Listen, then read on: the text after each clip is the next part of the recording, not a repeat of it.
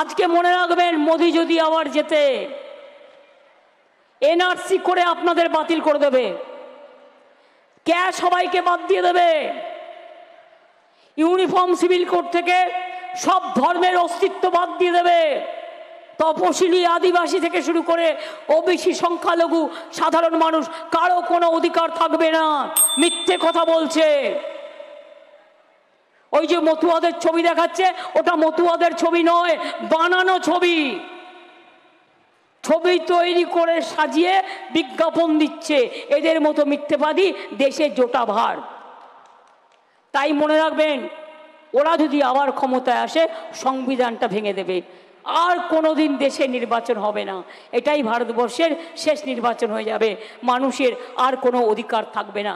তাই বলি, খেলা হবে, খেলা হবে, খেলা হবে, মা বোনেরা খেলা হবে, ভাই বোনেরা খেলা হবে, লক্ষ্মীর ভাণ্ডার খেলা হবে, তপশিলীরা খেলা হবে, জয় জোয়ার খেলা হবে, কৃষক বন্ধুরা খেলা হবে, সমাজ বন্ধুরা খেলা হবে, সংখ্যালঘুরা খেলা হবে, ছাত্র যৌবন খেলা হবে, শিল্পীরা খেলা হবে। ঠিক তো?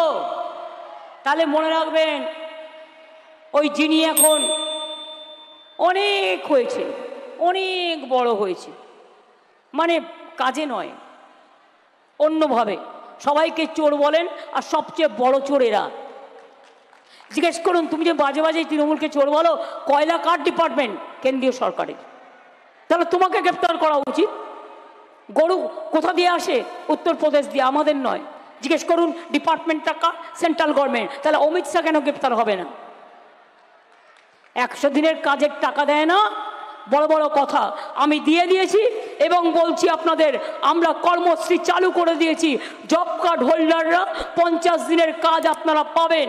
আর যদি ইন্ডিয়া জোট ক্ষমতায় আসে, আমরা 100 দিনের কাজ চালু করব, এনআরসি বাতিল করব, আমরা ক্যাব বাতিল করব, আমরা ইউনিফর্ম সিভিল কোড বাতিল করব।